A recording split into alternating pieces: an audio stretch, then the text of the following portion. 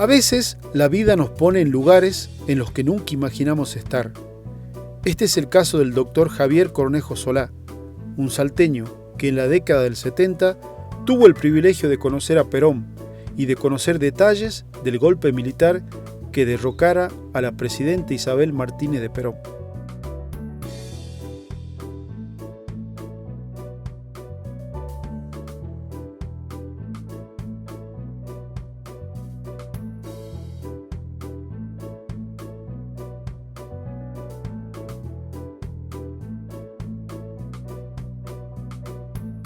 El placer verte, ¿te puedo tutear? ¿No? Por supuesto. Estaba esperando para que... Mirá que estoy leyendo un libro que me recomendaste vos. Te encuentro con las manos en la masa. Toma asiento, así. Gracias. Vamos a charlar. ¿Cómo estás vos? ¿Bien? Muy bien. Gracias por la invitación. No, al contrario. Por lo menos para charlar un placer momentos. Poder charlar con vos, así que bueno, va a ser lindo, digamos, que podamos conversar un poco de la historia, de una parte importantísima de la historia argentina. Bueno, Javier Cornejo Solá, el doctor Javier Cornejo Solá, muy agradecido de que te hayas dado un tiempito para que podamos charlar. Te quiero ser sincero, un amigo cívico que tenemos, que yo tengo y que es amigo real tuyo, que es Eduardo Guidoni, me dice, tenés que charlar con el doctor Javier Solá, Javier Cornejo Solá. Porque él fue protagonista de una parte muy interesante, muy importante y muy determinante en la historia política argentina. Así que la verdad que quiero agradecerte profundamente que te hayas tomado un tiempo, como te decía, para que podamos charlar. Y que me conté un poco, ¿cómo es tu familia? ¿Sos salteño? Sí, por supuesto. Primero te saludo, pues, y gracias por el café. Bueno, ya nos tomamos el café. Sí, bueno, obviamente soy salteño y nosotros... ¿Cómo es tu familia? ¿Cuántos hermanos tenés? La familia nuestra, en mi generación, somos la 15ª generación de americanos. Nosotros procedemos de la unión de hispano-indígena o hispanoamericana a través del matrimonio de un Fernández Cornejo con una hija del Inca Manco Cápac y de Mama Oclo, y que el linaje de nuestra familia viene de una hija de la primera unión de España con América, que se llamaba Mariana de Grado Maldonado, y de allí casada con un Fernández Cornejo, y de ahí ya descendemos toda la familia. O sea que somos originarios de Perú, de Lima. Mirá vos, qué bien. Y estamos, bueno, en Bolivia, como decía un profesor Chile, de la universidad, por consanguinidad o por historia, todos tenemos una pluma en la cabeza, decía él. Es así, y realmente es lo que yo considero que una cosa fue la conquista de América por parte de España, en la cual se produce una integración étnica, cultural, totalmente distinta a lo que hicieron los holandeses o los ingleses en otras partes del mundo. Acá la unión hispanoamericana es lo que realmente somos nosotros la muestra, ¿no es cierto? El mestizaje, que realmente le podemos discutir nuestro origen a cualquier originario que quiera rebatirnos genealogías en lo que hace a nuestra participación en el continente americano, ¿no? Javier, vos te fuiste de jovencito a estudiar tenés 67 años, ¿puede ser? Sí, señor. 67. Te fuiste joven a estudiar abogacía a Buenos Aires. Y ahí comenzó una serie de relaciones por tu estadía en la universidad que te llevaron a presenciar un momento tan importante en la historia argentina como fue el derrocamiento de Isabel Martínez de Perón. Contá un poco cómo fue tu llegada hasta la Casa de Gobierno. Bueno, te cuento, voy a tratar de ser lo más sintético posible y voy a evitar en el transcurso de la charla referirme a situaciones cruentas, especialmente por ahí haremos una pequeña referencia después del golpe del 76, porque realmente hablar de estos temas es aflorar recuerdos y volver a revivir una etapa en la vida que fue muy, muy dolorosa por la pérdida de compañeros, muerte de compañeros, sufrimiento hasta el día de hoy de algunos, desaparecidos otros después del 76, que hacen de que por ahí la parte posterior al 76 no sea muy explícito, pero sí, bueno, te cuento cómo es la parte que me tocó vivir a partir de los 17 años en Buenos Aires. Vos estudiabas abogacía en la UBA, supongo. En la Universidad Nacional, en la UBA, ingreso en el año 70 y en esa época en la universidad se cursaba las materias por sorteo. O sea, vos para cursar una materia tenías que ir a un sorteo y los que salían sorteados y favorecidos podían cursar la materia, si no tenías que rendirla libre. Bueno, yo toda mi carrera la hice libre, porque la mala suerte que tenía, nunca salía sorteado, entonces tenía que estudiar por mi cuenta y rendir libre. Por una parte me favoreció porque pude avanzar bastante en la velocidad de mi carrera, pero sí salí sorteado en una materia, que se llamaba Economía Política. La única materia que salí sorteado en toda mi carrera. Justamente en esa materia salgo sorteado, titular como alumno sorteado número 1. El profesor de esa materia se llamaba Julio, o se llama, todavía vive, gracias a Dios, y muy lúcido, se llama Julio Carlos González. Yo lo conozco como profesor en la facultad. ¿Él ya era secretario legal y técnico? No, estoy hablando del año 70, todavía faltaban varios años para él era profesor de la universidad y abogado del sindicato de prensa. Un hombre de una capacidad y una intelectualidad realmente magistral. Él en esa época instauró lo que se llama el machete legalizado, es decir, él te ponía los temas en los exámenes y vos podías tener toda la bibliografía y toda la consulta que querías hacer con cualquiera. Podías hablar con tus compañeros, podías buscar los libros que se te ocurran para tenerlos arriba del escritorio. Era de tan inteligencia las preguntas que él hacía o la forma en que hacía los exámenes, que él se sabía perfectamente cuál era tu grado de conocimiento de la materia, por más que vos tengas toda la información o no tengas ninguna. Y yo mi primer examen se lo termino, qué sé yo, me dio por la beta histórica o por la beta poética en algún momento de mi vida, y le pongo que nuestra tierra es como una cabra que tiene 3 cabritos, 2 se chupan de la teta y otro se mata a gritos, y con eso le termino el examen. Entonces, profe, cuando ve el examen, ¿quién es Cornejo? A ver, venga para acá. Entonces, que le explique por qué había puesto eso. Bueno, así conozco a Julio González y empiezo en relación con él, primero como alumno, después como ayudante de cátedra, después yo sigo mi carrera en esos años y quedo como jefe de trabajo práctico en la cátedra de él y empiezo a trabajar con él, mientras yo estudiaba con él en el sindicato de prensa como ayudante, como en esa época yo tenía, qué sé yo, 18 años, 19 años.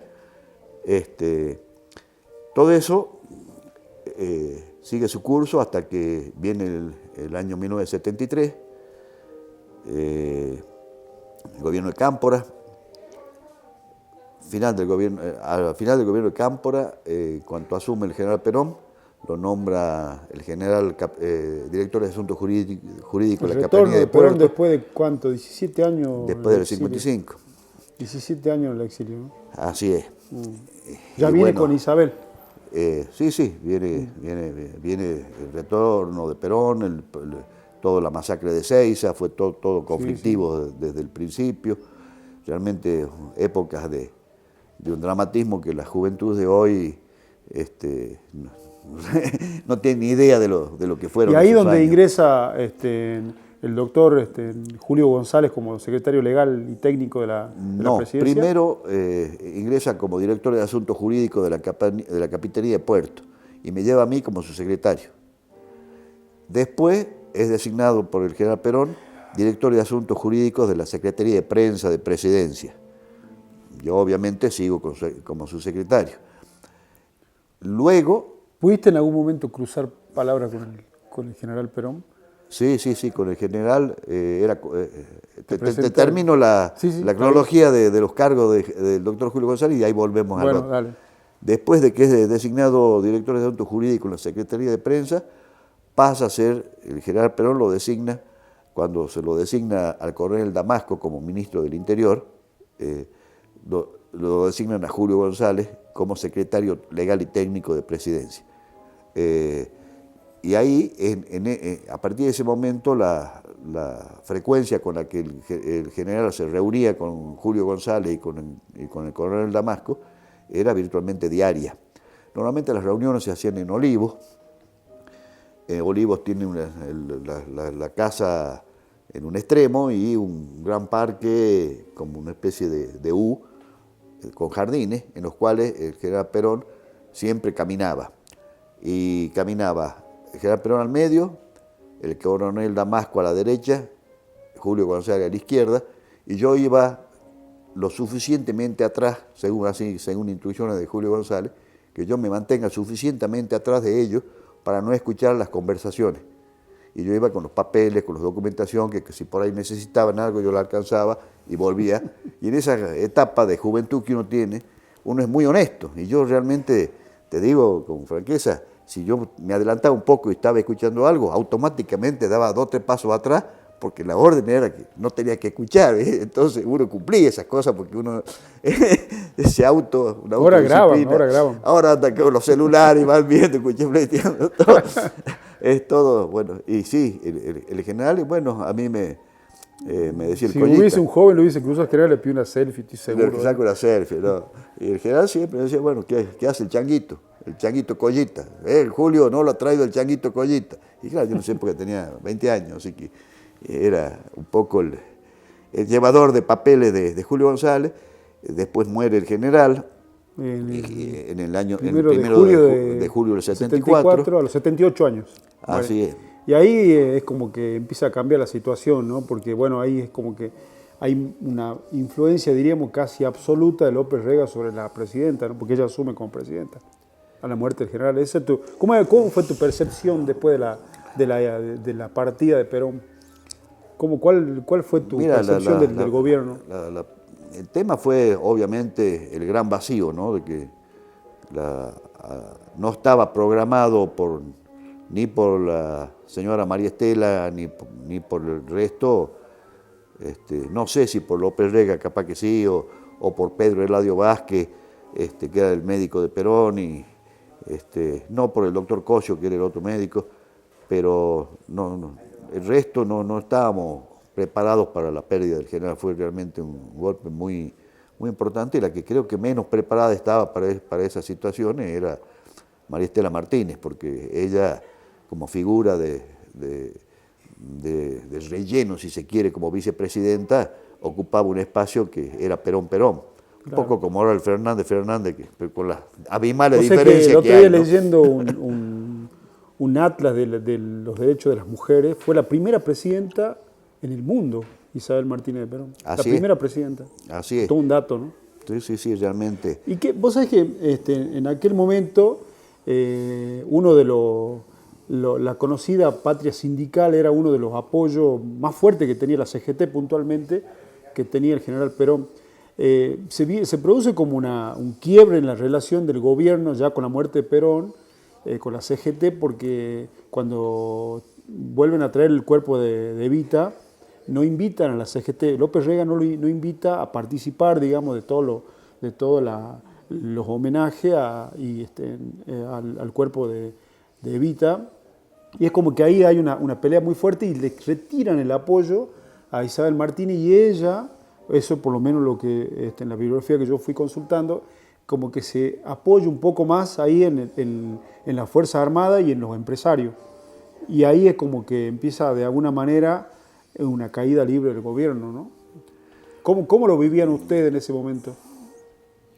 ¿O cómo lo percibías vos a través de la figura de Julio González, ¿no? Porque él estaba y bueno, seguramente el semblante era distinto, ¿no? Ya sin Perón y con ellos ahí en el gobierno. Claro, el tema pasa por el motivo del golpe del 76, es decir, después de la muerte de Perón, obviamente la unicidad del movimiento se empieza a fragmentar. En esos momentos estaba como gestor gremial, si se quiere, de la parte de la CGT que vos mencionás, Casildo Herrera, que es el que después en el 76 dice que se había borrado, y estaba el otro bastión de dos bastiones fuertes que apoyaban férreamente a Isabel, a María Estela, que era Lorenzo Miguel, el secretario general de las 62 organizaciones, y Diego Ibáñez, que era el sindicato de los empleados petroleros del Estado. Entonces, el fraccionamiento del movimiento obrero en esos momentos se hace entre la CGT y estas otras ramas, y empiezan obviamente la pugna de poderes y de preeminencia, y tan es así que a mediados del 75, López Rega tiene que ser desalojado del poder y bueno, lo expulsan del país directamente. El telón de fondo fue la situación económica, porque también investigando un poco cómo había sido, la economía en aquel momento, se nombra a Celestino Rodríguez como ministro de Economía, y él lleva adelante una brutal contracción de la economía, y eso produce también huelgas, en fin, una serie de hechos, digamos, de violencia social por la situación económica, ¿no? Que entre otras cosas produce el alejamiento de López Rega, amén de toda la guerra contra la subversión que llevaba adelante, ¿no? La llamada guerra contra la subversión. El tema se profundiza por todos los sectores, es decir, el objetivo era la destrucción del Estado industrial, voltear, como en varios mensajes y varios discursos de la señora Presidente en esos momentos, en esa época, era la absoluta claridad en la dirección de los ataques a voltear todas las chimeneas que levantó el general Perón. Ese era un poco los finales de los discursos, la consigna. Tan es así que desde el secuestro y asesinato, ya antes del 73, de Oberdan Salustro, después el asesinato de Rucci, que realmente se observa que toda la guerrilla tenía un accionar directo hacia todo el sector industrial, hacia los líderes sindicales del sector industrial, hacia los empresarios del sector industrial y hacia los integrantes de las Fuerzas Armadas del sector industrial, de fabricaciones militares, de Asinder. No hubo un ataque guerrillero a los banqueros, a los financistas, a los ganaderos. No, era todo un ataque al sector industrial con una pinza o una tenaza, si se quiere, llamada izquierda, y por otro lado, la otra pinza o la otra mano de esta gran apriete, que era el sector económico, en el cual había una complicidad de los sectores de servicios en contra también de la estructura gubernamental. ¿Por qué? Porque siguiendo los preceptos del general Perón, la señora María Estela se opuso totalmente a adquirir deuda externa. El gobierno de María Estela Martínez de Perón recibe el gobierno de la NUCE con 5.800 millones de deuda, paga 3.000 millones de deuda en dólares de deuda externa, y en marzo del 76 la deuda externa era de 5.500 millones de deuda externa más 3.500 millones de deuda interna al 24 de marzo del 76. Hoy la deuda está en 500.000 millones de dólares, o sea, se multiplicó por 1.000, o sea, imposible de pagar. El apriete es el siguiente: que se tome y se ingrese en el mercado, se ingrese al Fondo Monetario y se adquieran los préstamos que se imponían en esos momentos. Como no la Presidenta y el equipo sí, que la secundaba, ingresa al Fondo Monetario con Aramburu, perdón. Llega Aramburu. Claro, ahí Perón nunca ingresó, claro, por supuesto. Pero en el gobierno de Fondo Monetario y Banco Mundial no se tomó ninguna deuda. Y lo que ocurre en la crisis económica es porque el mercado común europeo cierra las importaciones de carne. Es lo mismo que en este momento China diga: no le compro más soja a Argentina. Ese es el motivo real y verdadero de lo que he llamado el Rodrigazo, es decir, de Celestino Rodrigo, que era el ministro de Economía de ese momento. En aquel momento la economía, el comercio era bilateral. Después el multilateralismo surge más adelante, digamos. Claro, en esos momentos el mercado común dice: no, le compramos más carne y directamente la entrada de divisas que teníamos por esos recursos hizo una eclosión en todo el país. Te quería preguntar algo puntual. Bueno, todos sabemos que en el 76 se produce, el 24 de marzo, se produce el golpe de Estado. Y charlando con vos tenés una anécdota de ese día porque fuiste la persona que avisó que no había llegado el helicóptero a Olivos, ¿puede ser? Me recuerda mucho, salvando la distancia y los momentos históricos, a lo que pasó en el 2001, ¿no? Con el helicóptero saliendo, en este caso, con la presidenta, no sé con quién iba, eso me lo podrías contar vos. Y vos avisás después que no llega y ahí viene directamente, pues, va detenida. ¿Cómo fue ese momento? Contame. Claro, tomando lo que hemos quedado un poco atrás de la charla, cuando muere Perón, González era el secretario legal y técnico del general, y sigue siendo el secretario legal y técnico de la Presidente. Cuando se expulsa a López Rega, que era el secretario privado de la Presidente, la secretaría privada es ocupada por Julio González. Y a partir de ese momento es secretario legal y técnico y secretario privado de la Presidente. Y yo vos iba por atrás. Yo siempre iba con el portafolio por atrás. El 24 de marzo del 76... realmente es así, en esa época no había celulares, imagínate, nada que ver, pero siempre nos manejábamos con los BLU o con los Handy, con VHF. Y yo estaba siempre comunicado con el personal de seguridad de Olivos y con los choferes, porque a veces salían el vehículo presidencial y el helicóptero simultáneos a efectos de que no se sepa en qué se traslada el presidente, si en auto claro, sí, una cuestión de seguridad. La cuestión de seguridad. Entonces, qué sé yo, como Julio González no podía andar con el handy, estando él permanentemente al tanto de todo, esa tarea era mía, y yo le iba informando lo mismo que la conexión con los ministros y demás, que eran los secretarios, los ministros hacían las veces mías, y estábamos bastante comunicados en todas estas cuestiones. Y teníamos obviamente calculado perfectamente cuánto tiempo, eran 13 minutos, casi 14 minutos que tardaba el helicóptero desde que despegaba de casa de gobierno de la Barcaza 50 hasta estar en la vertical de la residencia de Olivos, estar en la vertical antes que aterrice, ¿no es cierto? Que ya está ya por bajar. Y normalmente siempre se daba la información cuando levantaba, eso lo daba Casa Militar, lo daba los edecanes de la Presidente a través de la misma radio que yo escuchaba, es decir, que del mismo canal, claro, que tenía un canal común. Cuando levantas, sí, sale la señora Presidente, se levanta y hay silencio de radio. Y yo calculo el tiempo y digo, pero ya me tendría que estar diciendo de Olivos que ya está en la vertical. Ninguna información de Olivos, y a último momento me manda una persona de Olivos la información de que el helicóptero no estaba divisado.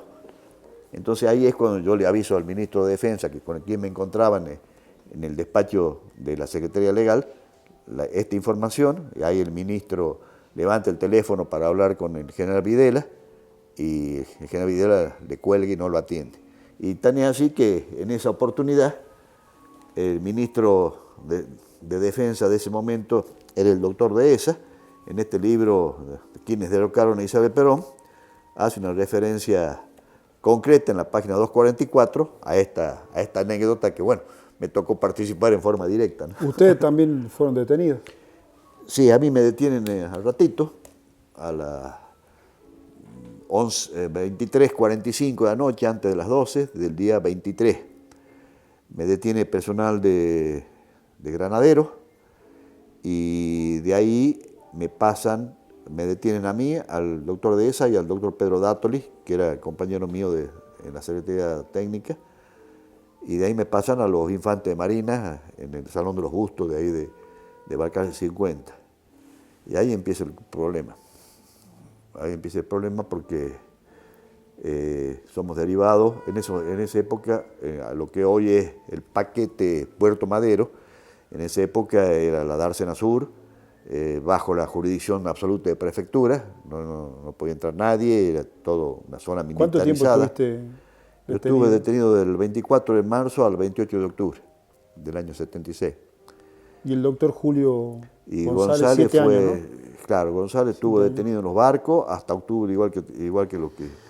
Y ahí de ahí tiene fue, su mayor producción bibliográfica, porque hay mucha bibliografía, ¿no? Al respecto. Sí, la verdad Julio, que un momento duro de la Argentina, es como que hay como dicen los mexicanos, es como el golpe del 76 fue como un parteaguas, ¿no? En la historia política de nuestro país. ¿Vos lo ves así?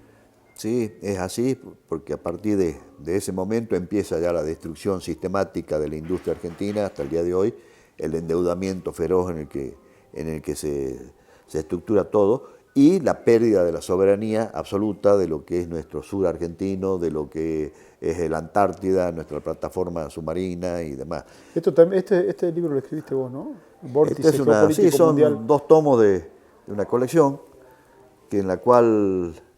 Es lo que estudiábamos con Julio González, el sur arriba y el norte abajo. ¿Por qué? Porque en el espacio no hay arriba y abajo. En el espacio... El imperio nos hace creer que nosotros somos el sur y ellos son el norte. Es una apreciación así, absolutamente psicológica. Vos al estar abajo siempre tenés una concepción de sumisión hacia los de arriba que están en el norte. Y los mapas antiguos ya hablan del sur arriba. Mira. Este es un mapa de los años 1500, después están los mapas de Piri Rey, que era un turco sobre los que se dicen que se basó Colón para descubrir América, descubrir entre comillas, y la cosmogonía nuestra es esta, ¿no es cierto? El sur arriba y uno ve el mundo de una manera muy diferente, y nosotros estamos en la cúspide del mundo, nosotros estamos en el extremo y el más alto del mundo. La Antártida es tierra firme, el Polo Norte es hielo. Los continentes estaban todos unidos, de acuerdo a las informaciones que tengo siempre de mi instructor y profesor, el doctor geólogo Ricardo Alonso, y los continentes se fracturaron y quedaron abiertos.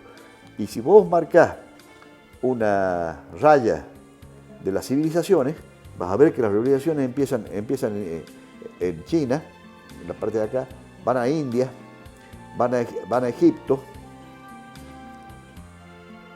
van a Grecia, cruzan a la península de Florida, vienen los mayas, los aztecas, los incas, como un proceso de ascenso de las civilizaciones hasta la isla de Pascua, que es lo último vestigio de civilización que tenemos. Interesantísimo. En que el ser humano va caminando hacia su cenit, que es la Antártida. Se lo vamos a recomendar a los alumnos de Política Exterior Argentina en la Universidad Católica. El doctor Javier Cornejo Solá, agradezco un montón el tiempito que pudimos charlar. La verdad que me gustaría quedarme ahora hablando con vos, pero bueno, seguramente nos volveremos a ver. Te agradezco mucho por tu tiempo. No, por favor, cuando tú quieras, Muchísimas tus gracias. órdenes. Muchísimas gracias.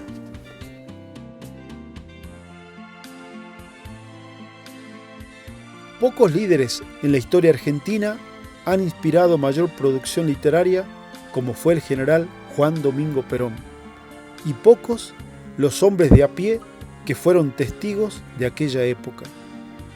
En este sentido, el doctor Solá sigue siendo un testimonio invalorable, como quedó de manifiesto en esta charla.